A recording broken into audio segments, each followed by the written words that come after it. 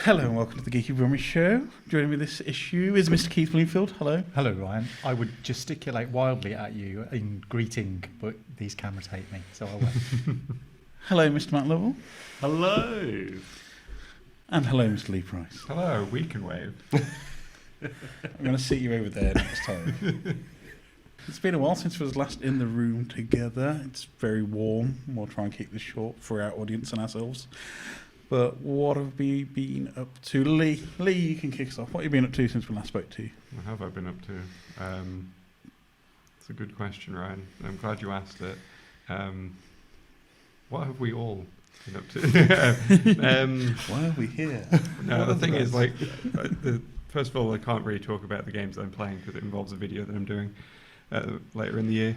So I want to keep that quiet for now. But I have actually started a game called Anno Mutationem, which I bought in the recent Steam sale, which is kind of like sort of like an RPG side-scroller kind of thing. So it's got like, it's kind of a game of two different types. So at times you'll have like an RPG sort of setting where it's got like 2D characters in a 3D world. It's all very detailed pixel art. It looks great.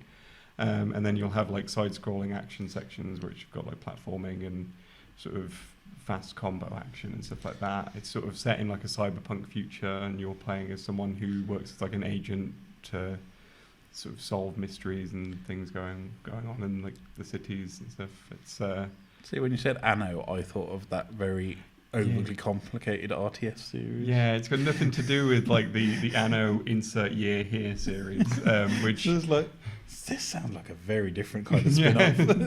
Yeah, it's got nothing to do with that particular strategy game at all, which is, I'm surprised they can get away with having that name. Yeah.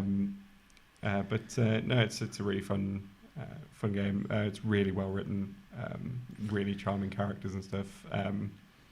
And just like I said, it's got this really just gorgeous, very detailed pixel art that's really expressive, and you know, I dread to think how long it took, like the small indie team that made this to put it all together, because there's somebody now who has to wear glasses after all that tiny. Yeah, I've attempted like pixel art in the past, and I know how long it can take. So yeah. But yeah, it's a really fun game. I've only sort of played a little bit of it, but it's one of those things where like I'll play I'll be like, oh, I'll play a couple of hours of that, and then it's like much longer has passed because I'm just glued to the narrative and just everything that's going on in it, and I just want to see what happens next. So awesome, sounds pretty cool. Pretty cool. Any other geeky related items, or just staying away from the heat, staying indoors? Yeah, I mean, I haven't like been to the cinema or anything recently, just because it's like summer blockbuster season. I want to try and avoid children, which are almost guaranteed to be in everything that's currently showing. You didn't fancy putting a suit on and going to watch Minions: The Rise of Gru? I think I'm trying to remember what's actually on at my cinema. It's all the sort of usual things. It's Lightyear, Top Gun, and what was the other? Oh, Jurassic World, which Keith, of course, has informed us wasn't very good, as well as like the usual MCU nonsense that I'm surprised that we'll be talking about later in the show. No. I'm surprised anyone still cares about at this point. It's just me that doesn't, weirdly. But I think the only other film is like The Black Phone. That's Ethan Hawke. It's Ethan Hawke. A24 again, I don't think it's A24. Blumhouse. Oh, it's Blumhouse, the other one. It's Scott Derrickson who had done But unlike some of the other films that like I've been to see, it's one of those where I've seen the trailer and I feel like I've seen the whole film already just from watching the trailer, because it's kind of, you're pretty sure you put the ending in there. Yeah, I'm enjoying that Ethan Hawke's having a little bit of a renaissance at the minute. It seems to be just like he's come out of self-imposed retirement, maybe. It's quite a lot of non-indie stuff. He did spend 12 years making Boy. Yeah, true. Or Boyhood, sorry. Yeah. So. Yeah, that wasn't worth it, was it? Can have those 12 years back. And he was in Moon Knight as well. So. Yeah, that's what I'm saying. He said like Moon Knight. What's the Hawkassaince? I'm trying to think what the reconnaissance. Ugh. You know, when these kind of like older actors come back and they have some kind of renaissance. The Hawk epoch. Yeah. Don't know. But yes, good. Black Phone, would you recommend it? Yay, nay. I mean, I haven't seen it, but like just from looking at the trailer, I was kind of like, not really. Yeah. Cool. Thank you. Matt, how about yourself? So I did go to the cinema. I went to sunny Longbridge, and I went to the Empire Cinema. I didn't even know they did cinemas. Yes. Yeah. That's my local cinema. I only know like Odeon and Cineworld. Yeah, it's been like 700 different cinemas over its lifetime. I think Empire's just the latest iteration. It's like every time I go past, there's a new sign being nailed up to the front of it. But also next to it is like Hollywood Bowl, which Yep. But I went to go and see Elvis, the new film by Baz Luhrmann. That's the other film that's on there. And it was really interesting as well, if nothing else, because it was a packed cinema. This is like the first time in like 5-6 years I've been to the cinema, and it's been actually rammed. Is it a better representation of Elvis's life apart from the Father Ted episode where we have the 3 stages of Elvis? No. It's a good film. I would definitely recommend it, because even if you're not an Elvis fan, like me, I don't mind Elvis, but Tom Hanks in a fat suit. Yeah, but it's got all of the Baz Luhrmann tropes, and it's a very stylistically good. The story is really good. It's very emotional, that kind of thing. But in terms of the narrative, I think is a bit confusing at times, because it's basically told from the perspective of his manager, who notoriously came out. It was revealed that he basically entrapped Elvis in a contract, but it shifts between the two of them. So there are some bits that are very deeply focused on Elvis and biographical about Elvis, and then some which just suddenly get taken out of that narrative to then see what his manager's up to and doing. So it's a little bit hard to follow at times. And then I would say in terms of accuracy, it does look at Elvis quite in a rose-tinted kind of way. So I wouldn't really go and see it necessarily for the biographical side of things, but if you want quite a stylistic retelling of Elvis's sort of... If you want the Vaseline smeared Baz Luhrmann reality.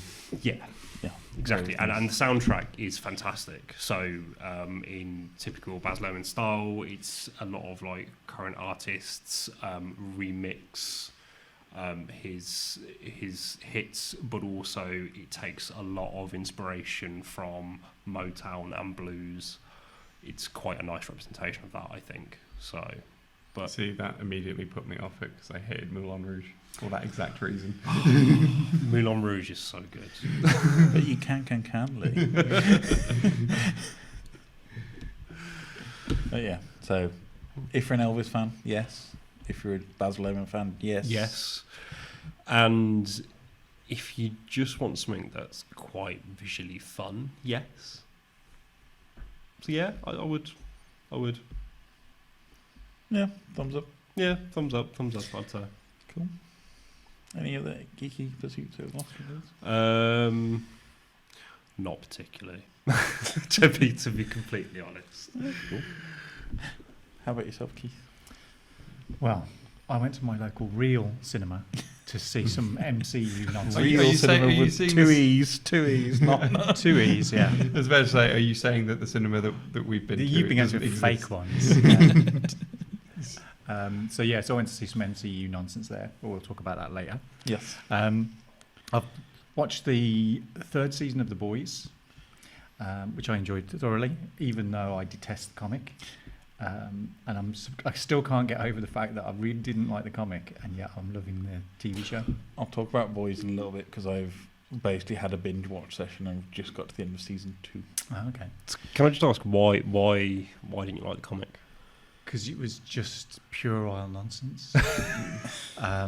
It was a comic that was just aimed at, like, imagine what your best comic would be if you were a 13-year-old boy in the 1970s. Is it? So it's just basically sex and violence.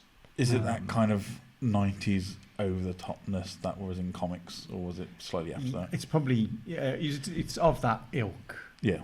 I didn't jive with the the comic at all in any way. Even though some great people worked on it, there's a lot of like really good creators worked on it, and Garth Ennis is the writer of the comic, and I like a lot of his other work. He does some great war stories. He recently penned all of the stories in the recent Battle Action hardback, which Rebellion put out. So he's a good writer, but I didn't dig the comic. Wasn't your cup of tea. Wasn't my kind of thing. But the TV show's great because he kind of takes everything that was bad about the comic and strips it out and gives it a bit of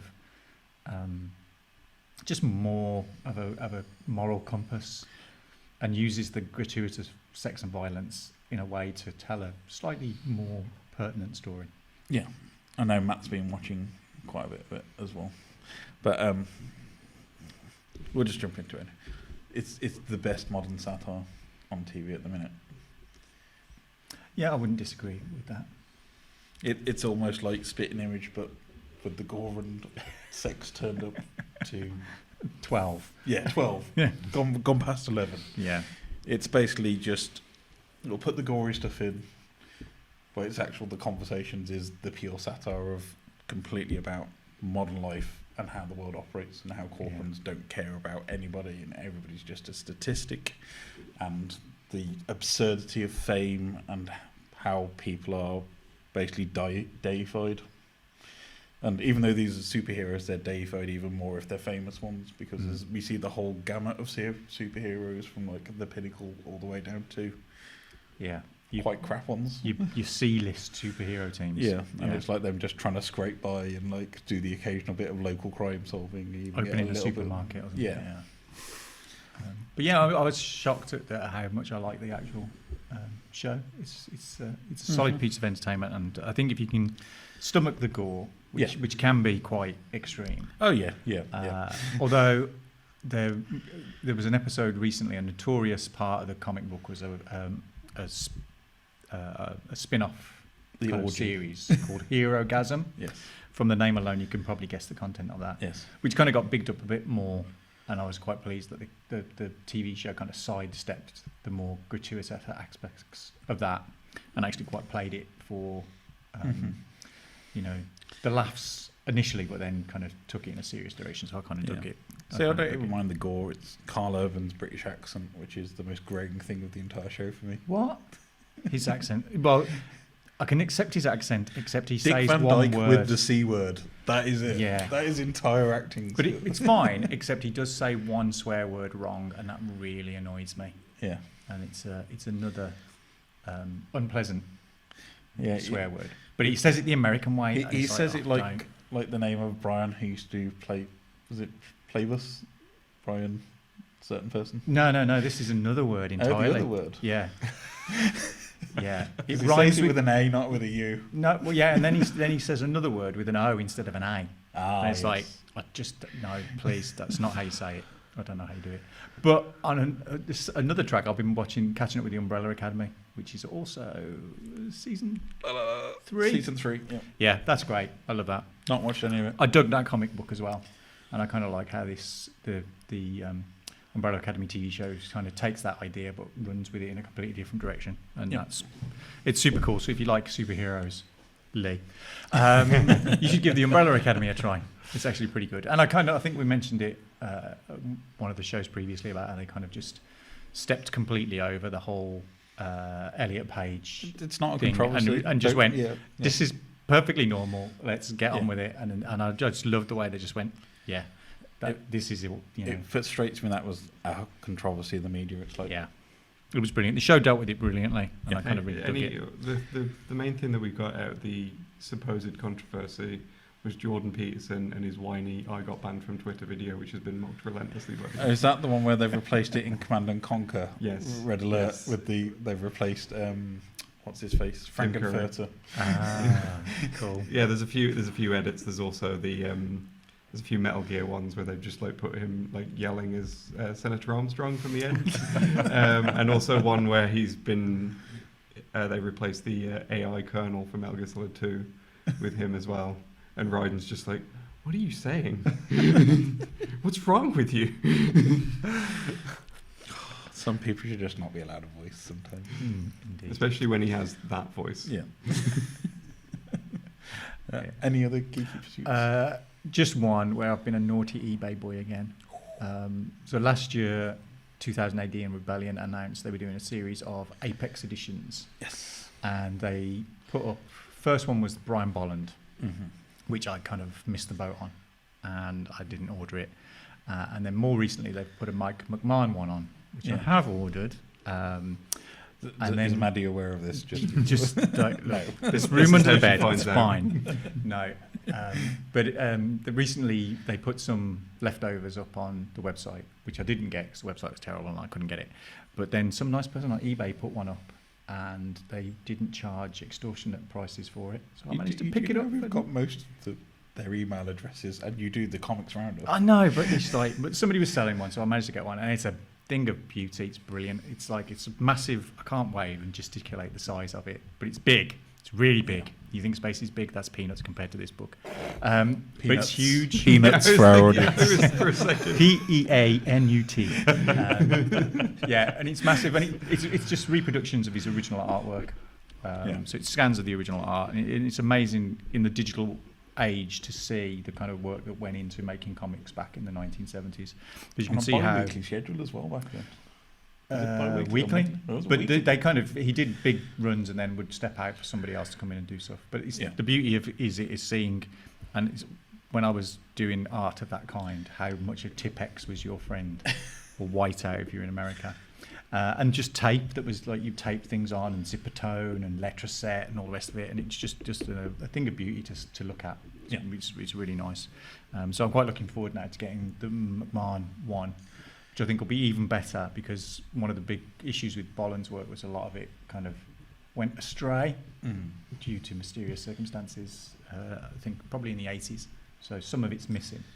But it's really nice. I think some of the McMahon stuff's missing as well. And on the roundup a few months back, I think we put up a list of some of the pages that they were still looking for. So if anybody has got any of the original Mike McMahon artwork, go and take a look at one of those pages and see if you've got it. But it's a thing of beauty. It's lovely, and I think I shall continue to buy the Apex editions, although they're a bit costly. I'm surprised you've managed to resist the Higher Toys range that they're doing for Judge Dredd. Let's not say resist. Let's just say I've not ordered any yet. And they are beautifully detailed figures. So we've got Dredd, the Law Master. Dredd the Law Master, the 4 Dark Judges. They've recently just put up Judge Caligula. Yes. Which Chief Judge Caligula. Chief Judge Caligula. Which I want, not for him, but because it's got Deputy Chief Judge Fish. Which is just a fish. Which is a goldfish bowl with a fish in it, and I want that. But they've also just announced 2 black and white versions of, I think it's Death and Dread, which are really nice as well. But they're not massively expensive for what they are. They are pretty good, but I think there's quite a few now, because there's also a Judge Anderson, and I believe there's a Clegg as well. And it's like, I want them all, but I can't. It's nice to have 2000 AD toys again. You look Bill Bailey looking at an Argos catalogue. So it's worse than ever. So they keep sending them going, it's not out yet, but like, here's 10 lovely pictures of them. It's like, stop it. I can't. It's not good. It's not healthy for my bank balance. No. But if Hire Your Toys want to send me any for review purposes, I'm here. Geeky Brummie. You can find us online at Geeky Brummie or geekybrummie.com. Email us at hello at geekybrummie.com. Or Keith at geekybrummie.com. Yeah, or Keith at Geeky Brummie. So Hire Your Toys, I'm here. Hiya. I'd wave, but I can't because of these cameras. What about you, Ryan? What have you been up to? So I have been catching up with Orville New Horizons on Disney Plus, which is pretty much season 3. Yeah, but it's like they've slightly upped the budget since it's moved from FX to Disney Plus. I think Disney have actually like emptied the coffers a little bit on this one a bit more. I think it's actually they moved it to Hulu in the States. Hulu in the States. So it's on Disney Plus here because that's where the Hulu content is. Yes, but it's bloody fantastic. Yeah, it's pretty much TNG with a little bit of Seth MacFarlane's humour mixed into it. I think Brandon Braga's one of the exec producers on it, so it's kind of that Star Trek lineage is there, and it's closer to that kind of Star Trek, apart from probably Strange New Worlds, than the whole New Trek is. It's kind of single episode, maybe 2 or 3 episode arcs, but each episode usually has a really strong moral kind of message behind it, or it looks at modern politics, or it looks at something like that. It looks at the rise of populism, which is at the start of this season. Just had a really strong episode about gender identity with one of the Mocklin characters in it. It's absolutely fantastic, and I think Seth MacFarlane basically sold this as a comedy show and then has just decided to make Star Trek, and nobody's realised yet. But it's such a great cast. You got Seth MacFarlane himself, of course, because he's in everything he ever makes. Adrian Paliki's really good. Can't remember the rest of the cast now because I mentioned it. Is it Scott Malloy or something? Scott Malloy, yeah. So, yeah, I think I'm only 2 episodes into this season. Yeah, but it's just fantastic, and it's just kind of, if you've missed TSG, TNG, DS9, that kind of era of Star Trek, this will scratch that itch for you completely. So I have a question with you, Orville, because I watched the first series. Yeah. When do you think it changed from being purely a Star Trek parody to becoming its own kind of... Because quite a lot of people I've spoke to have started to watch Series 3, have said the exact same thing. It started to actually become its own legitimate... I think the first half of the Series 1 is pure RAL jokes. It is, first half of Season 1 is purely Family Guy in space. And I think towards the end of Season 1, you start to see a little bit of a glimmer of that kind of, well, actually we've got some message behind this. And I think over the Season 2, it goes from that kind of 10% being Star Trek and 90% being jokes to 90% Star Trek and 10% jokes. So I think it's kind of, and now Season 3 is pretty much, comedy is there in the background. Occasionally we'll have a few pratfalls, a few stupid scenes, but it is full-on drama now, and it's in that kind of properly space opera style. It is really kind of, I could imagine half the storylines from this season so far being a TNG episode with very little rewriting and recasting. It's really, really good. I really do recommend it.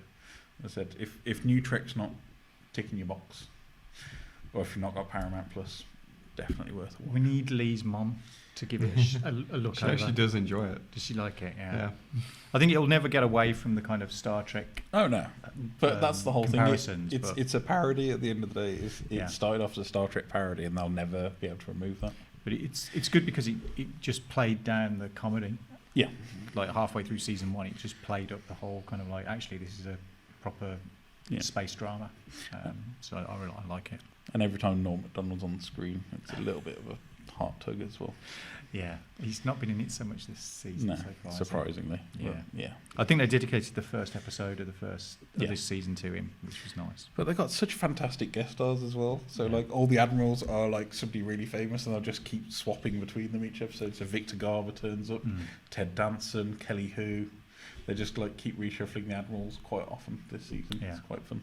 And I do believe ex-Star Trek cast members also have directed a few episodes. Yes, yeah. So Mr. Frakes has turned Yeah. up, I believe. I mean, he just directs anything that gives him £10 at the minute. It's like Kevin Smith, but for sci-fi. I'm Frakes, hire me. Yeah. But other than that, I watched a certain movie with a certain Norse god, which we will come into a little bit. And as I said, a lot of The Boys. watching of The Boys, as I've just binge watched. So I got midway through Season 1, stopped and moved on to other things. And it's like Season 3 came out, it's like I really should catch up. So pretty much watched 1.5 seasons over the space of 3 days. Yeah, It's good. It's really good. it's good stuff. It is, as I said, the perfect superhero satire reflection of the US, really. It's just a complete reflection of the US between 2016 and now. And the kind of collapse of society that we're seeing over there. Somewhat.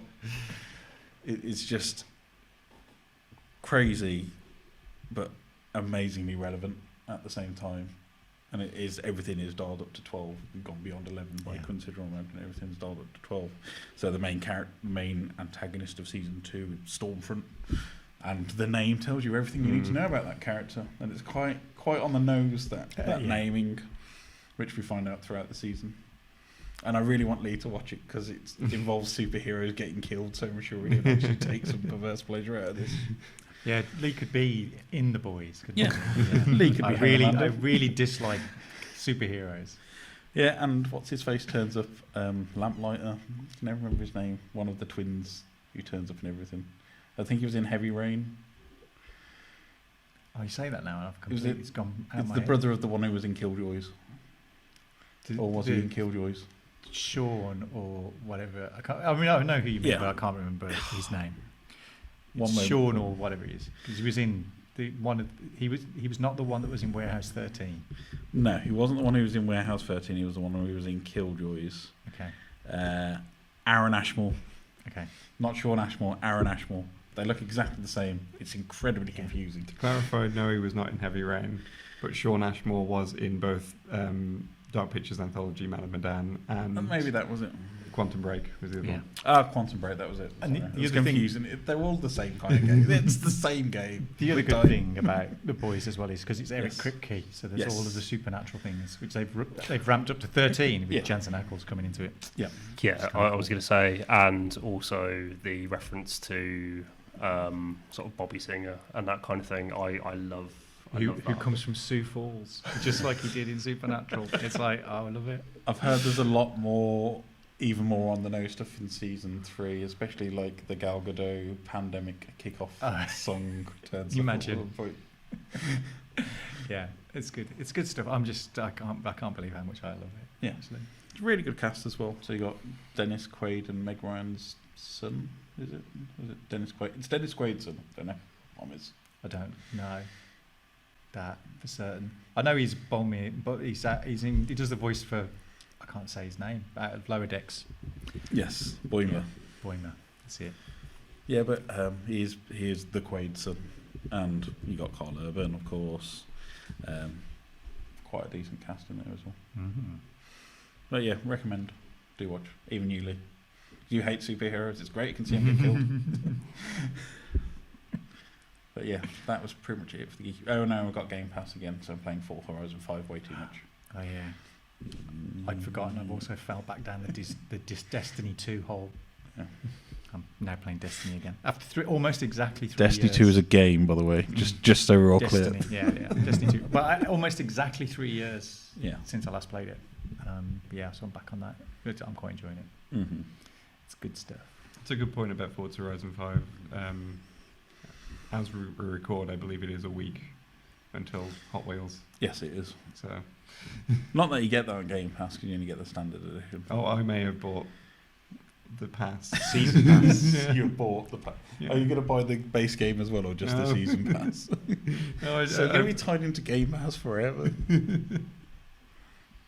Hey, there's other stuff Yeah, on Game it Pass. is. It's good. It's a great. It reminds me of the first Test Ride Unlimited, where you can just get in a car and drive around, and you don't have to do anything if you don't want, and it's good fun to do that. But then it's also good fun to do the exploring and finding like the barn Yeah. finds and all the little missions of, oh, you've found some ancient Mexican ruins, and here is a jaguar, not the animal. Yeah. Did they do Hot Wheels? Was it Hot Wheels for Next 3? week. Yeah. Yes. So they've done it They did before. Lego for 4. Yeah, that was a weird matchup.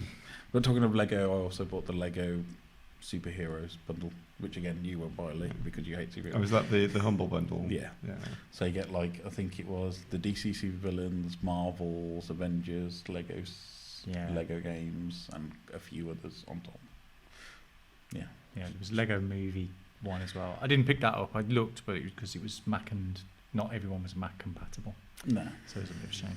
but it's Humble Bundle, and I think 90% of my Steam games have come from Humble Bundles in the past, never to be played. It's like my Steam library is just a graveyard of games purchased, never to be touched. I think I've got like 4 copies of Fahrenheit on there now, like all the different releases. But yeah, that was it for me. Cool. Coming up on today's show, we will be talking about Thor, Love and Thunder. Matt is going to give us a bit of an esports update with the launch of the Commonwealth Games coming very soon, and we'll be picking our own upside down freeing songs in a Stranger Things homage.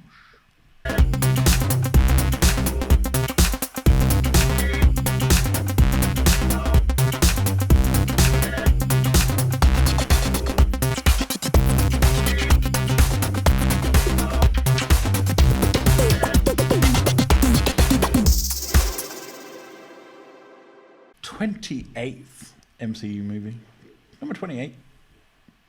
Thor 3. 4-4? Really 4? 4-4. 4-4? It's 4-4? Really 4? 4-4, Love and Thunder. Starring Chris Hemsworth, Chris Pratt, Chris Bale. 3 Chris's this time. 3 Chris's. Is there anyone not called Chris in the movie? Karen Gillan. Okay. Matt Damon. Matt Damon, Natalie Portman, Russell Crowe, Taika Waititi, Tessa Thompson, the rest of the entire Guardians of the Galaxy cast. And I think that's pretty much most of them. Do I? No, I won't reveal the cameo. Don't feel No, cameo. no, that's good. But we'll try and be as spoiler free as possible. But so the summary of this one: Thor's in retirement, gets pulled out of retirement because Gore the God Butcher comes back, and Gore the God Butcher is a character who seeks the extinction of all the gods. So we join Thor on his journey to stop Gore from So he's killing all the Kratos. gods. A little bit skinnier. Needs to go on the protein diet. Okay.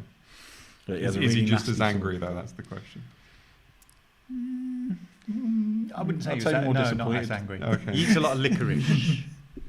Yeah, he's very disappointed after the first scene. Yeah. But yeah, so it's Taika Waititi. Very mixed reviews. A lot of people are saying this is the death of Phase 4 and Marvel's no longer going to be in the cinema. Lots Yay. of moaning about wokeness as per usual. I enjoyed it. It's a Taika Waititi film. If you know what Taika Waititi has done, you will get what Taika Waititi delivers. What's his name? Taika Waititi. What did he? Sound like Beavis then. What did he? But yes, Taika Waititi. This day, if you watch Eagle vs Shark, What We Do in the Shadows, any kind of his history, I'd say this is probably more of a natural successor to Jojo Rabbit than Thor and Ragnarok was. In that kind of vein of movie, it's kind of, if you watch Jojo Rabbit, very similar vein of humour to this. It's 90% comedy with 10% drama, I'd say. Yeah, I think thematically, what you've got in this is that Thor is suffering from an awful lot of trauma, Yes. which I can think is why it's kind of closer to Jojo than anything else, because obviously he's seen so many people murdered in front of his eyes. Yes. That are Or part his of his family. entire family. I mean, we go through the history of it with Korg at the start, and Yeah. it goes through, like, his dad's dead, his brother's dead, Yeah. brother's dead again, brother's dead again, mom's dead, Yeah. brother's dead again.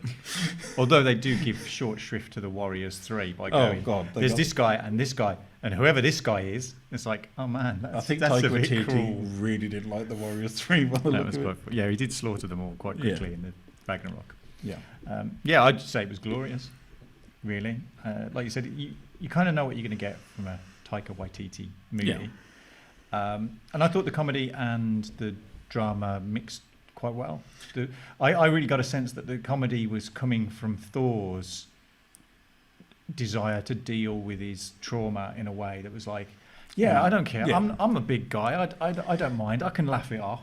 Yeah. But you can kind of see it there, and particularly when they introduce the mighty Thor, Yeah. and what's happening with her, which we won't. I don't think I'll say. No. But if you've read It the sticks pretty close to the comics. if you've read either the Mighty Thor comics or the God Butcher series in the comics, they stick pretty close to the essence of those. Yeah. They're wildly different in how they're in being the delivered. plot, yeah. But I think that whole sense of you really get that at the end of the movie when Thor understands what's happening with Jane Foster and stuff. That kind of really, pulls it all together at the end. And I did really love the ending when the last Korg narration at the end, and it's like, the title makes sense. Yes. And you kind of go, that's just so cool. Yeah, and I don't think it's a major spoiler that Mjolnir's back in this, because He's kind of in the trailer. And carrying it in the Yeah. trailer, and it's like there's the whole Stormbreaker versus Mjolnir little debate going on. I kind of all like the whole anthropomorphized-ness of that, where like Yeah. Stormbreaker's like, yeah, what's this hammer then? Come on, tell me. And then he gets in a bad mood. Bad Yeah. bit. I It's mean, quite to funny. me, the weakest part of the film was probably the God Planet and Zeus, Yeah. which again, it's in the trailer. Not major spoilers, but Yeah. Russell Crowe. Russell Crowe went to the same school as Dick Van Dyke for accents, the whole kind of like you could get away with that accent in House of Gucci maybe, but not much else. a very important question. On a Yes. scale of 1 to 10, how irritating is Chris Pratt? He's in it for about 5 minutes, so you Okay, don't that's have to good. put up with him. Yeah, the whole Guardians thing really Yeah. is just. It's just an excuse for him to get where he is, basically. Oh, and I kind of thought he didn't get credited at the end of the film. At the end of Marvel films, if you pay attention, they often will credit the creators that were involved Yeah. with the comics that were in there. But I thought that whole sequence at the beginning, where Thor reveals his kind of Thunderstrike kind of Mhm. costume homage, and particularly with the design of the aliens that were Yeah. taking over the palace, Yeah. it looked very much like the Daniel Warren Johnson's Beta Ray Bill comics. I thought the Yeah. art style and just the way the whole thing looked, Yeah. I thought it looked very much like his comic books, because he's a very Yeah. very metal comic book Well, artist and writer. they And I kind of thought that only- looked kind of surprising. Yeah, I think they only do credits now for character creators, Ah, okay. and that's it. So Rather if than you create, style. if you created Thor, then you'll Yeah. get a credit. So like Stanley, Jack Kirby, etc. Yeah. They'll get credits. But if you just write on a contract Yeah. basis, they'll just Yeah, so if you did like Thor: Love and Thunder, definitely go and seek out the recent Beta Ray Bill Yeah. limited series. That's kind of cool as well. Yeah, I mean, there's been lots of complaints about the overuse of CGI in this, but it's Marvel, and it's in space, so Yeah, and also as well, you've got to think that it's been made during the kind of pandemic Well, period as well. So yeah. there's lots of constraints that are on there. Although I did like the fact that Taika Waititi recently tweeted, "Thank you for coming out and watching Thor: Love and Thunder over the weekend." I mean, wink the face. colour palette is a perfect for a Ah. June release, but they just Yeah. missed it by 1 month slightly. Yeah. But it's interesting to see how many of the Waititi and Hemsworth children pop up in this film as well. All of the all kids. them. yeah. Yeah. But yeah, no. I mean, I can't recommend it's- it to Leigh because Yeah. it's superheroes, but I think you would enjoy it. it's as not as a spectacle. It's just- not the strongest MCU film by any margin. It's not the best Phase 4 film by any margin. But it's a better film, in my opinion, than Doctor Strange was. It was more enjoyable than Doctor Strange. Yeah. Definitely. Yeah. I laughed out loud a lot. Well, I could feel the corners of my face aching because I was Yeah. either smiling or grinning throughout I mean- most of it. The goats. That's all I'm going to say is the goats. The goats are probably the best bit about that film Yeah. by a country mile. That was my online review of the film, was goats screaming. Yes. Yeah, that's kind of cool. Yeah, tooth gnasher and tooth grinder. Yes. Yeah. What I will say about your comment about I would enjoy it for the spectacle of it is, for me, that's the problem with superhero movies. They're all spectacle, no substance. I think it actually does quite nicely interleave the two versions of Thor that we've had, though. So if you think Thor 1 and Thor 2 are pretty much completely separate character to Ragnarok Thor, so we've had pretty much the whole high Shakespearean thing in the first Thor film. We had the goth phase in Thor: The Dark World, and then since then it's been this post multi-technicolor PTSD Thor, where it's had all the ramifications of like Infinity War and Endgame and all of that, but in a very colourful manner. But this brings back Natalie Portman's character from the first two films, and it kind of interleaves that story quite nicely. We do get a very quick cameo from Kat Dennings and one of the Skarsgård. I can never remember which Skarsgård it is. It's one of the Skarsgårds. Dr. Selvig. Dr. Selvig, yeah, they have little cameos in it, so it kind of neatly bundles that together, and I think it boxes that off, that relationship, which felt completely disconnected from Ragnarok and the first two Thor films. Yeah. But yeah, I think there's a heart to it, and that's what Taika Waititi films usually have, is a really strong heart at the centre of it, Yeah. usually like overlaid with comedy and usually lots of gore, which is slightly reduced for this one for a change. But yeah, I don't know. Have we convinced you to go and watch? We weren't convinced Leigh to go and watch it. Are you going to go and watch it anyway, Matt, or are you going to wait for a Disney Plus release? No, I'd like to watch it. I enjoyed the last Thor as well, and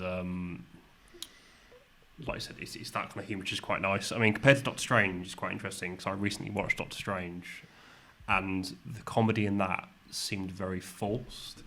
In terms of, there were a lot of times when you could tell they just looked at the script and went, put a joke in, or this is too serious, let's do something. Whereas I think Taika Waititi is kind of, his humour is woven into his narratives all the time. You know, Jojo Rabbit is a fantastic example where it's a backdrop of trauma. It's the most harrowing the story way, you could probably get away with. Exactly, yeah. And the way it's written is just really well done, well executed. I think for me, what he does with his films is he makes them relatable and real. Because if you think about how you deal with real life, how real people deal with real life, because whenever you watch a film, it's all fakery. Nobody talks like characters in films, regardless whether it's a TV show or, you know, a Christopher Nolan movie. Nobody talks or does what people do in films. But I think what Taika does is he lends a genuine sense of, yeah, this is what you do in the real world. You would make slight of it. You just have to think about the kind of things that, like, you know, if you're at work or you're at something and there's a trauma or drama, people will take the mick and take the piss, and then they'll try and, you know, make people laugh. So I think what Taika does is make it feel more relatable. Like Korg's whole shtick is just being like, mate, you know, he's the most relatable character in it, even when he ends up just a face. Yeah, but yeah, I think Taika just, he's got a certain sensibility that I can imagine doesn't carry with the kind of serious Marvel kind of the people who like the Dark Knight, who are like, oh, you know, all superheroes have got to be grim and gritty, and, you know, there's no colour in the world. Which is quite good, because he does make a direct reference to kind of like, yeah, we're going to strip all the colour out of the world. See how you like it now. Well, I think if there's been any major underlying theme of this phase of Marvel, it has been grief.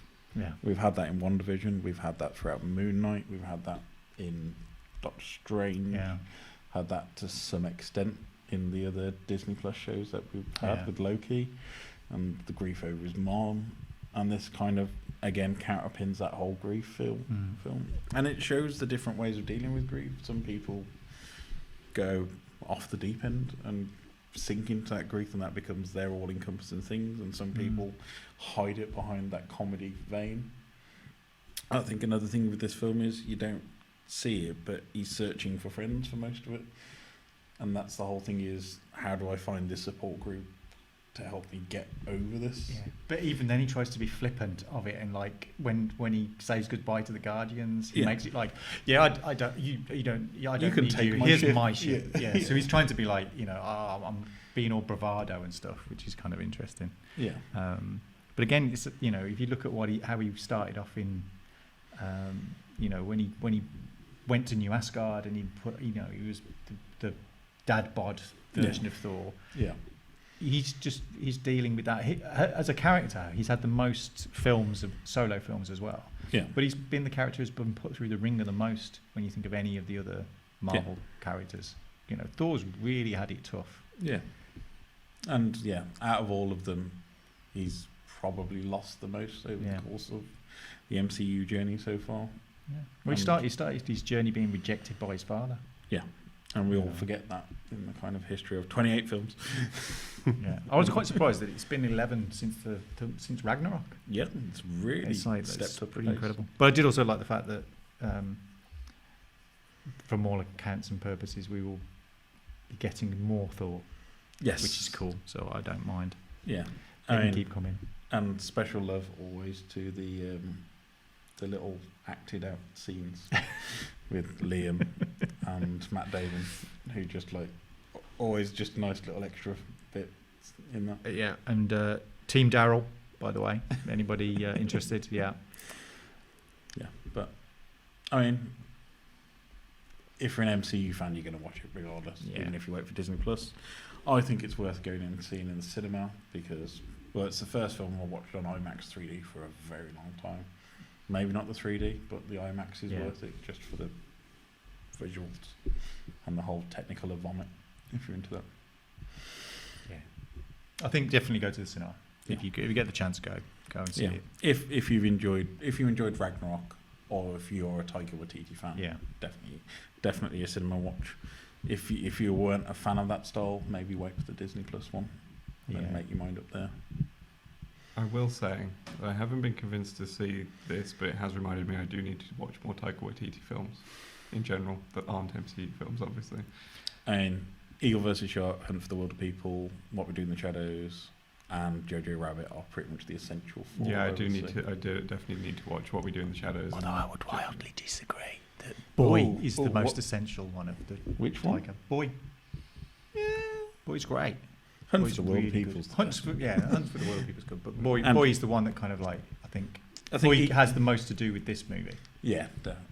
I think Eagle vs. Shark is very much him developing his style. Yeah. And it's got Jermaine Clement in it, so Flight of the Conchords. I did bonus, see that one, and I had very mixed feelings on it. But it's a very New Zealand indie film. but like you said, All it's of him his sort of movies. finding his style, and I can kind of see that. It feels like there's something here, but it's not quite there yet. Is how I felt during that film. Yeah, I'd say probably Hunt for the Wilder People is kind of when he nailed his kind of Okay. his kind of Wes Anderson-ness of film, but in a comedy style rather than Yeah. a visual style.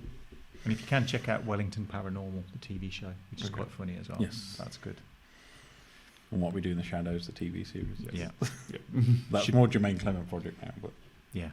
It's all good. just go and watch Flight of the Conchords and then watch everything else because you'll fall in love with Flight of the Conchords. And maybe go and watch Thor like the Love and songs Thunder. from Flight of the Conchords, so you know. Yeah. And maybe go and watch Thor Love and Thunder. Yeah, go and see Thor Love and Thunder. It needs some love. Go and give it some.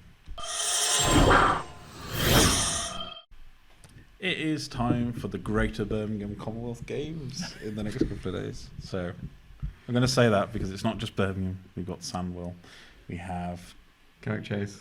Cannock Chase, Leamington Spa.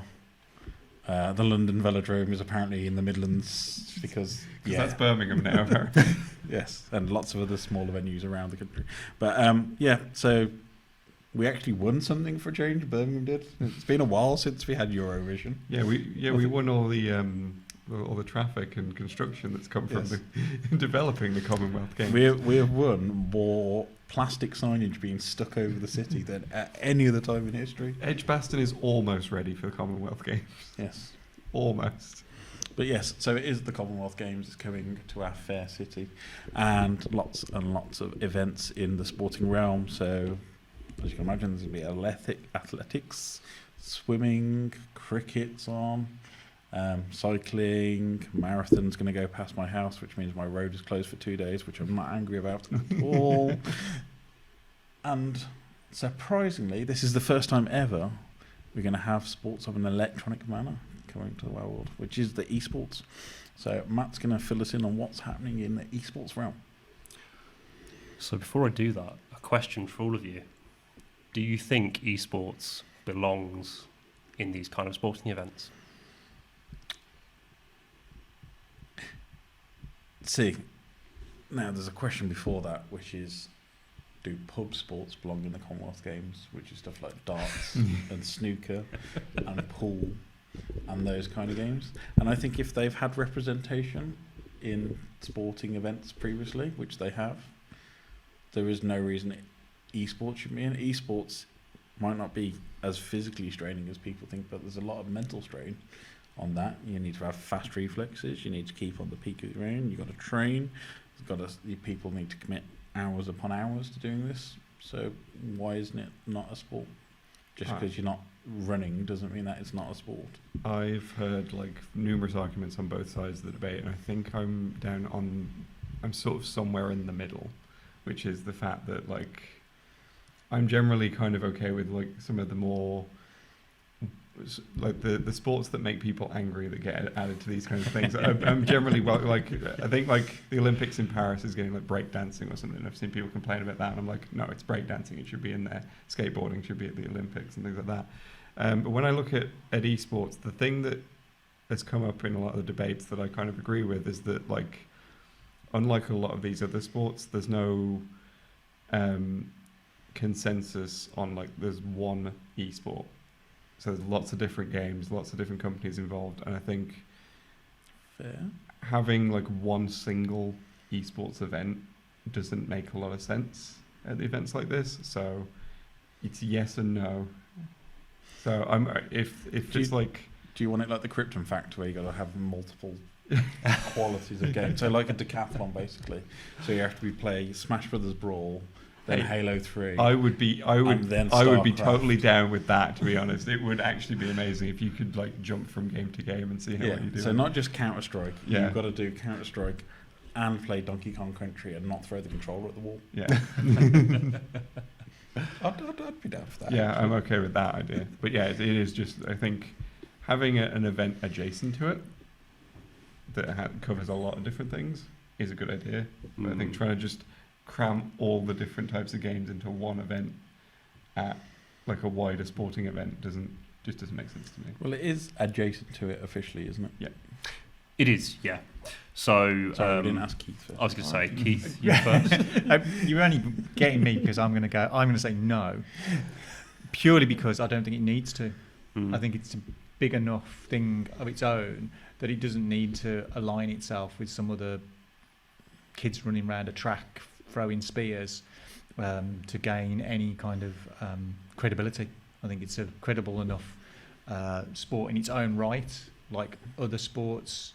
You know, American football's not in the Olympics, you know, so No, but they have a World Series, Keith. Like yeah, and baseball. baseball's not in the Olympics as well. I don't think esports needs the endorsement of an event like the Commonwealth Games to legitimise itself. It's a legitimate sport in its own right, has its own events, and I'm perfectly fine with it staying and doing its own things. You know, if some people want to run around an esports venue, you know, to be part of that a happened. esports That event. happened at one of the EGXs. There were cycling shows at the same time, and they had the test track outside. So that's kind of what I was imagining. I would counterpoint that because the Commonwealth Games is the perfect opportunity for an esports event because this is the first time multiple nations are going to be able to possibly meet and play esports outside of like a kind of a StarCraft event or a Counter-Strike Go event or a Smash Brothers Brawl event. This is a multi-platform event, so it's the first time you can get multidiscipline esports players in the room together. But you know, there's Twitch, so I think that's a more global audience than you're going to get Sponsored for by the Commonwealth Microsoft Games. Mixer. Oops. You know, I don't see any reason why it can't be, but I don't think it needs to. So some really interesting points. Lots of interesting points. So essentially, yes. So this is big news for multiple reasons, and this is the sort of inaugural eSports event for the Commonwealth Games, and it's also a pilot event. So how well it's received this year will determine whether it's included as part of the Commonwealth again. So this time round, they are competing purely for the sport. There's not going to be the same sort of medals or certification as there would be in the other games. This is purely a test bed event. It's taking place between the 6th and the 7th. The playoffs are happening very soon, and these will be the sort of absolute championships, so the Commonwealth eSports Championships. So it's happening at the ICC, which, if people don't know Birmingham, it's right in the heart of Birmingham, and it's happening on the 6th and 7th of August, so towards the end of the Commonwealth Games, am I right? ICC or Utilitarian Arena? ICC. It's the International Convention Centre, yeah. Oh, right. Mhm. Yeah. Yeah. So this is interesting for a couple of reasons. So firstly, going back to what Ryan said, this is quite big for esports, for UK esports, purely because this is the first time really that it shows UK organisations actually investing in esports. So not only the Commonwealth Games, but it's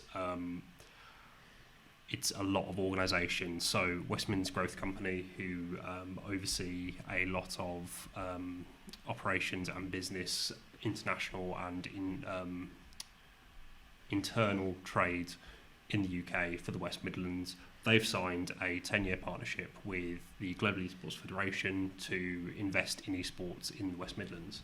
And something like this is very important because it shows there's the potential of investment in esports in somewhere like the Midlands. And as people might know who read sort of my updates on Geeky Brummie, I think the Midlands is perfectly poised, especially Birmingham, for esports because we have all the infrastructure there already. Transport, as much as we like to meme about all the transport, we are very central. Across the UK, we are very central.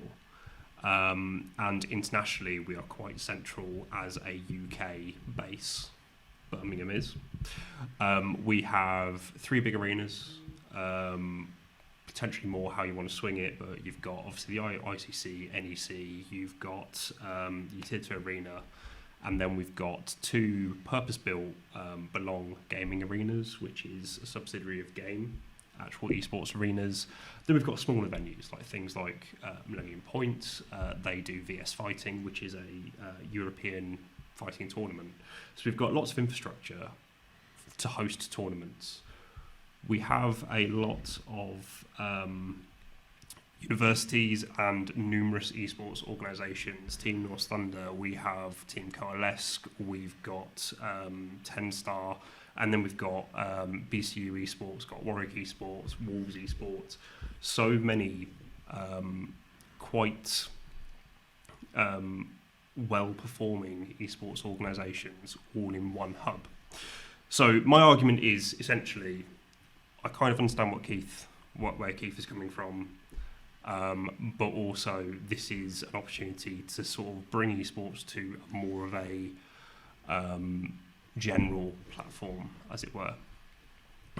So how the game's going to work is we have 3 games being played. You have Dota 2, you have eFootball, which is Konami's answer to FIFA, and then you have Rocket League. Will they be able to get eFootball working in time for... Well, yeah. I've never understood the change from PES to eFootball. Yeah. I think the reasoning is because eFootball is just broken, and I think someone said maybe we should not attach the established brand to the one that's just broke, the one that we're just throwing out on a budget. The one sensible person still working at Konami. The one person they didn't fire. So Rocket League now has a very big following. Dota 2 has a very local following, which is Matt. But eFootball is probably a kind of left field pick because I'd probably expect something like StarCraft 2, which is the biggest esports game. I'm surprised there isn't a fighting game. Yes. That'd be I would have picked a fighting game. Yeah. To go in there. So it'd be interesting to know what the reasoning is behind these picks, because you're absolutely right. So, for example, I would even, as much as it pains me, I would even say Dota 2 is a bit of a risky pick, because even though it's quite big in esports, League of Legends, as a inaugural sort of esports event, and you're looking to, I don't want to say legitimise because I don't agree it needs to be legitimised, but you're trying to bring it to a wider audience. Mm-hmm. Dota is quite a technical MOBA, whereas someone like League of Legends is a lot more accessible, especially I'd say with things like in pop culture, the whole League of Legends Netflix show, that kind of thing. It's bringing people a bit more to, it's a more affiliated brand as opposed to Dota 2. And then I'd be surprised there isn't a Valorant or let's say an Apex Legends, because actually when you look at the pecking order of popular esports, eFootball is non-existent. It's slightly above Halo Infinite, I think, which is not saying much. But this is why I think I find it weird that there isn't like Street Fighter. Yeah. Because Street Fighter is such a well-known game. Like even like people who don't really play games know what Street Fighter is and or Smash Brothers, which is a very good scene going for it, and controversial. Probably pick at the minute. I can't see the reason why you would have Rocket League and eFootball. Your Yeah. Rocket League is covering your football-esque Yeah. part. Yeah. And so then, like, to have a shooter and a fighter, that covers your kind of video game essentials, really. Yeah. Yeah. Anything you're missing is your RTS. Yeah.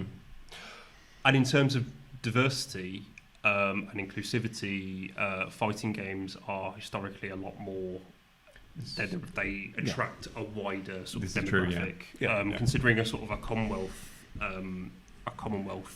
element, I was also surprised there wasn't really a fighting game to be seen. The actual event has come about. It's a partnership between Global Esports and the Commonwealth Games, and it's been supported by British Esports Association.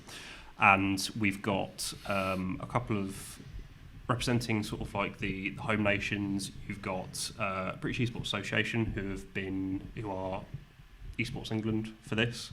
You've got Esports Northern Ireland, Esports Scotland, Esports Wales. One of the things I found quite hard is there's no information anywhere. Like, it's really hard to find information about these games, to the point where I did a Twitter poll for Geeky Brummie to say what do people think about having esports in Commonwealth Games. The most popular answer was didn't even know it was happening. Finding the website is ridiculous. It's like 3 pages in Google, and anything past page 1 is just a death sentence. And even going on to British Esports Association, Global Esports, or the Commonwealth Games, you can't really find any information anywhere other than the initial release to say it's happening. And the one thing I'd definitely say as well is I don't really feel there's any love coming from the Commonwealth Games for this, especially considering it's a test event. Consider if it had been a sport like wakeboarding or skateboarding or snowboarding or whatever, one of the other boardings, many boardings. If it had been in something like that, I think there'd have been a hell of a lot more focus around it and pushing it as like, oh, look at this shiny new sport we put in. We're going to commentate this, and it's going to go live as commentary and coverage alongside that. And it seems to have been completely hidden away as kind of something for the nerds. Yeah, to be honest, I don't really know how you'd find it. So I'm getting Facebook ads. But that's only because I've actively tried to reach out and actually go on all the pages to try and find out. So I don't really know how this is being marketed, really. And I think tickets aren't cheap either, are they? Yeah, so both days are split into 2 sessions, an AM session, a PM session, and they are £35 per session. So if you were going to go to the whole thing, it's going to cost you, £140. Yeah. Considering a lot of people who are going to be watching esports and they obviously want to be a part of it, they are going to be of a younger demographic, people with not really that much money. I understand they've potentially done this style of ticketing to match the rest of the Commonwealth Games, which I also feel a lot of the ticket prices are quite high, but I think again that's another risk of reducing the potential audience that's going to be there. This would have been the perfect opportunity to do a free ticketed event. Reach out to the local area and say, come and see something new. Yeah. And I think that's a really big missed opportunity. Yeah. I think as well, it's not great that it's outside of the main event itself, because the game's finished before this starts. And I think it would have been better for it to have been put at some point, maybe before the main athletics part started, so that your actual Commonwealth audience is around on the red button or something like that. Yeah. I mean, is it going to be streamed in any way? So it will be streamed. So that is one thing. It will be live streamed on Twitch. I think BBC Sport as well will be streaming it as well. So there is that, which is good. It is just that element of it's potentially locking off an audience before you've even kind of started with it. Not to sort of like be doom and gloom, because it could be incredibly fantastic. I am very excited the fact that this is actually happening. That's actually a good point as well. Like, have they really done anything like to get Twitch promoting it? Because I feel like that would be something as well. Yeah. And it feels like if it's Amazon Prime Day at the minute. Yeah. So Yeah. Like, Amazon Gaming is getting the biggest boost ever. Yeah. So this would have been the perfect time to Yeah. kind of, oh, by the way, we're live streaming this global sporting event. Yeah. Yeah. Yeah. Just think, and even on its own dedicated website, like I know there's obviously the home nations, but I don't know what other teams are competing. Obviously Commonwealth teams, but we don't know it's any of Canada, the teams. You Australia, don't know yeah. who's, because there's an open sort of recruitment for it. You don't know if, let's say, I don't know if any of the Warwick esports players who've been top in university esports in the UK for the last 4 years, whether they're being a part of it or who's actually being a part of it. There's not really a buzz around that. You do see some of the teams themselves trying to do a bit, but actually coming from the top, it's very hard to get information. And I think if someone like me who's trying to find that information is finding it hard, I don't really know how you're not going to stumble on it. get anyone else. It'd be to great stumble for on it. athlete boot camp. Get some of the athletes from the other Commonwealth Games events in to do some rounds of esports and show how difficult it is as a sport. So, on the flip side, around it, there's actually quite a lot of exciting stuff happening. There is, the day before at the ICC, there is a Commonwealth eSports Forum, which is bringing together loads of people from inside and outside esports to discuss the importance of the industry and its impact on the UK and the potential, that kind of thing. Again, quite expensive, £295 a ticket, but it's over 50 speakers and it's a jam-packed day aimed at businesses, obviously. So that's quite good because it's the first real forum that esports has got in the UK to actually properly delve into this. And looking at the list of speakers and the people involved, it's not just in esports or insular, it's actually involving quite a lot of other organisations that you wouldn't necessarily normally expect to be there. So it's quite hopeful. But also, one of the bigger and more exciting things is, for me anyway, so Pride House this year. Pride House, which is the LGBTQ plus side of the Commonwealth Games, they have partnered with Gaming Magazine to do a talk on esports and LGBTQ plus representation within esports and gaming. So that'll be on the 1st of August in the Loft Lounge, and that's completely free. But also, as part of that, they'll also be running for the whole 14 days with BCU partnership. They'll be running drop-in sessions for esports, so anyone can come along and actually play a couple of games, and see what esports is all about. So there's actually quite a lot of esports activity happening, which is going to be quite exciting. See, I've seen advertising material for the Pride House stuff, but not for the actual esports event. And until I spoke to somebody who was working that event, I had no idea it was going on. Absolutely. So yeah, essentially that's esports. That's esports at the Commonwealth Games. Without sounding too negative, it's going to be an exciting time. It will be quite good, and when it's here, I think it's going to be fantastic. And also having that kind of, I think Twitch and having it on BBC Sport is going to be very, very good. I'm just also a bit concerned because this is a big chance, and I feel like if this doesn't get received very well, it's going to knock esports back a bit in the UK. But it would be quite unfair because I don't think it's been given a fair chance. So go tell all your friends, anybody who's an esports fan, let them know this event's on, where they can watch it, if they want to go in person, where to buy tickets, and actually highlight that we've got some actual fantastic fun esports stuff coming to Birmingham, which we don't usually get sight of, unless you come to Versus Fighting at Millennium Point, of course. And just Birmingham in general, like wake up and actually embrace esports, because it gives us a lot of money and a lot of tourism if you just kind of wake up and actually realise that it's here. Hopefully everybody's been watching the latest season of Stranger Things. I'm still on season 2. We've had this discussion many times. I feel bad. Yes, What are you doing? I am exactly the same. I need to drag you both to Look, watch your TVs. I'm watching The Boys. You can't complain.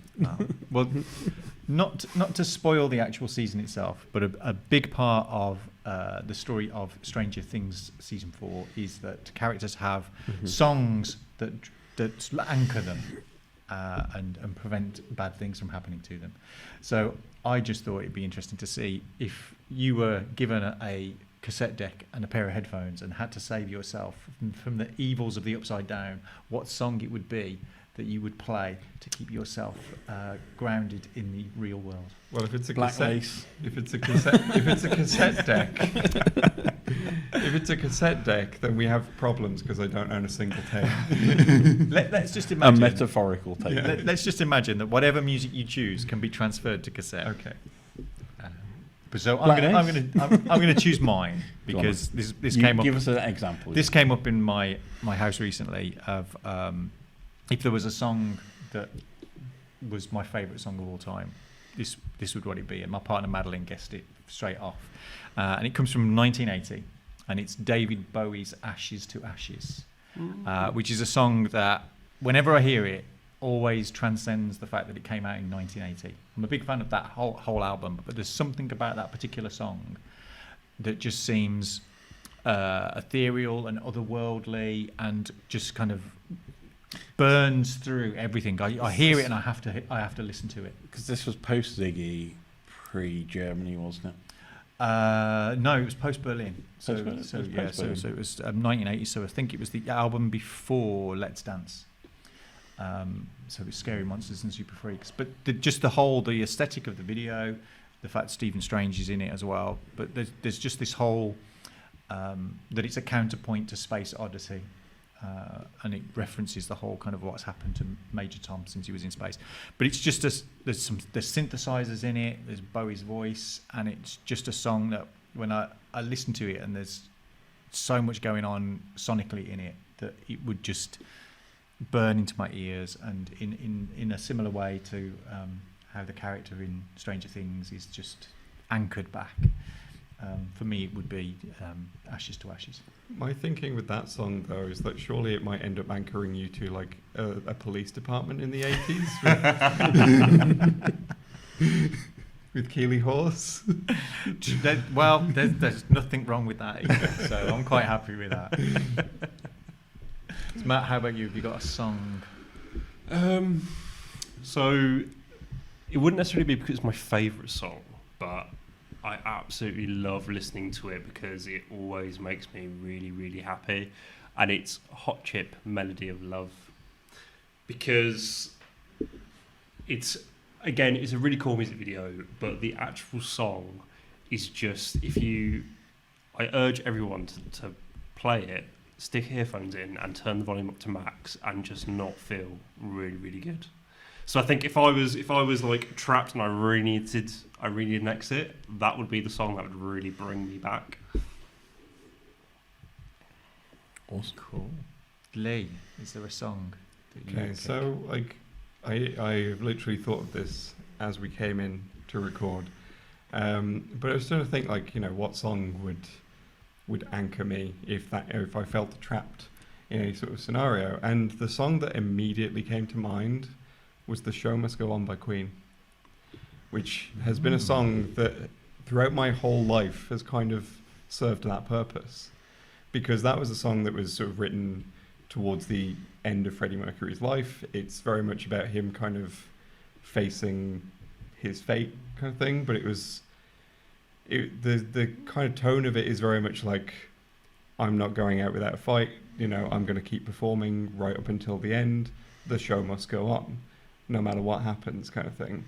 And again, as I've talked about, like, mental health over the years, that's always been a song that's kind of been a go-to in those moments. It's been one that's helped kind of ground me and kind of go like, no, if this guy who, this rock legend was like dying of like one of the worst illnesses and that was the attitude he was taking of just like, I'm going to keep performing and doing this, then me in my situation, which is significantly less worse, can find some sort of strength from it. And it's also just like a really good song as well, like just the power in the vocals, but just a lot of the instrumentation is just really like in your face as well. Like it's just a big, powerful song. And so yeah, that was the first song that came to mind. I'm like, that's got to be the one. I mean, that's a great choice. perfectly. I can hear that song in my head now. The moment Leigh talked about it, I was like, "Oh yeah, that is a great song. It's a really brilliantly put Such together a song." strong build-up as well to it. Yes, it's got power. It's a powerful song, which is great. So what about you? Can you beat Queen and The Show Must Go On? It's not beaten because it's our personal experiences, but I've really, really struggled with this. Quite a few ones I thought of. One was Chasing Cars, which was mine and my lovely wife's first dance song. And that really centres me, and it kind of reminds me of that moment in time, and it's a really beautiful song, and it's all about facing the world as a couple, which you don't really think about it until you think about the lyrics in your head. I grew up on a diet of Pink Floyd and Quo and Queen, and they were my dad's favourite bands, so Time has always been a really relevant song to me, and it's kind of, I've got to that age now where Time's more relevant to me at my age than anywhere else in kind of thing, because you think about Time in your 20s and it's a song about an old man, and now I'm approaching 40, and pretty much you can see the exact click in your head where you think about all the time you waste in your 20s and 30s, and it's gone, and not much more else to say because as you fade away. But again, it's really one of those songs that really resonates with me. But I'm going to be really, really evil, and I'm going to pick an album rather than a song because I always have to be slightly different. And it counts because it's an album which is also a film, which is a one-shot film, which is Daft Punk's Discovery album, which is Interstellar 5555, if you ever watched the French anime show that goes along with it. But that album blends from one song into the next. It's not their most technically accomplished album, which was the latest release, but I think it's one that I go back to and listen again and again and again and again, and whenever I ever feel a little bit low and just need to pick me up, popping that album on for 1 hour, I'm just lost in French electro and inspiring music, and there's so many range of artists that they get in there, and it's kind of interweaved together into this kind of beautiful symphony, and it's what I feel is the essence of music. And Daft Punk, everybody think they might be hacks. Their ability to find samples and change them and remix them and turn them something brand new is kind of one of the things I always loved about the band. And Discovery is my all-time favourite Daft Punk album because it's a really resonating time in my life. I listen to that, but I couldn't pick one song out of it because it's not one song, it is one continuous piece. So I'd say Discovery. I might be a bit slower behind you, you'll be out in 3 minutes, but I've got the hour. Yeah, I guess it means you haven't got to Mine's close rewind to as 6. much. Yeah. You haven't got to rewind as much as us. Yeah. So I think if people listen to the Mixcloud version of the show, I think we should put those maybe not your entire album. I'll have to pick a song. I mean, which one would you pick out, Discovery, if it was you? I mean, we're all fans of Daft Punk in the crew. Yeah, I'm not answering that question. Oh God.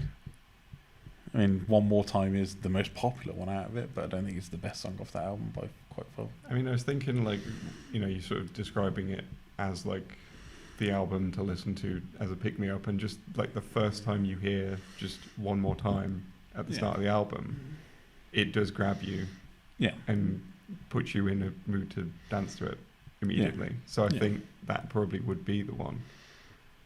Yeah. I mean, I'd probably get Verdis Quo, which is kind of an instrumental one.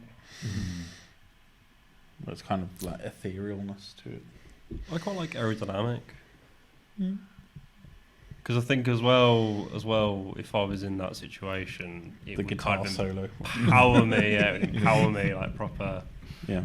Also, can I just add, I like how literally all of you have given like really deep emotional answers, and I just went, yeah, hot chip, it's just fun. It makes me happy. If it reminds you of a very happy time in your life, that's serving its purpose. And you've got to have a lot of memory attached to that song for that to be that important to you. You wouldn't have thought about it if you didn't have some power. Well, so one of the new cast in Series 4, the actor Joseph Quinn, he gets asked this question repeatedly, and the first time he kind of as a joke just goes, oh yeah, Venga Boys up and down, and then he just keeps getting asked that in all his interviews, and he has to just keep going. Okay, well, I've kind of decided this song, and it wouldn't actually be, but I've done this now, so I'm gonna have to roll with it. And there's like a compilation on YouTube where it's like by the 10th interview, you can just see his soul dies. He has to then just say See, what he should have done up is and down by the Venga Boys. He should have picked a different single song every interview Yeah. and made a whole compilation album. Yeah. That would have been amazing. But you don't escape Discovery. Come on, pick a song off Discovery. I'm going to agree with Leigh. Really. One more time. Yeah. Just because. I thought you'd go with superheroes. But I think what Leigh says, that that opening track just kind of sets itself up, and the rest of it just follows on, and it kind of like, if you ask me about that album, that's the first thing I hear in my head. I can't help it. Because it's the first track. It's the first track, and you just go, But oh, the yeah, rest of the it's album right plays there. out in your head. That's the problem. It's one of those earworms that you just Yeah. go, now I can't get it out of my head. Yeah. Now it's battling in there with Show Must Go On. Cool. We'll put one more time. We'll in the mixed sound stick them version. in the Mexico version. But if you've got a song and you want to let us know, then either write us a review on whichever streaming service you're using. Yes. Give us a number of stars, probably somewhere in the region of 5. I know lots of other podcasts seem to go, give us 5 stars. They're not shy about it. But yeah, just write us a note or send us an email or comment wherever you can, and let us know. Even what if it's song bad, you it's great engagement. It gets us up the ranks. Yeah, that would be good. Even if it's a hot chip song, it's fine. Over and over.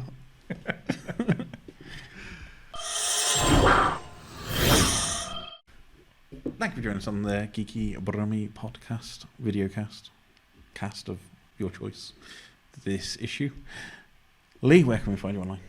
You can find me on YouTube at Bob the Pet Ferret, where you can also get updates on Twitter at Bob the Pet Ferret, and my personal Twitter is The Cheap Ferret.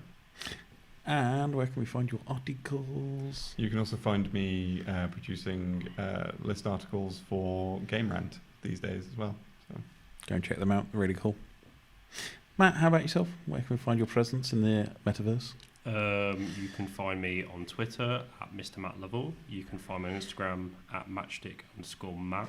Or you can find me on the Geeky Brummie website, occasionally on a Monday, as legend has it, doing an eSports update.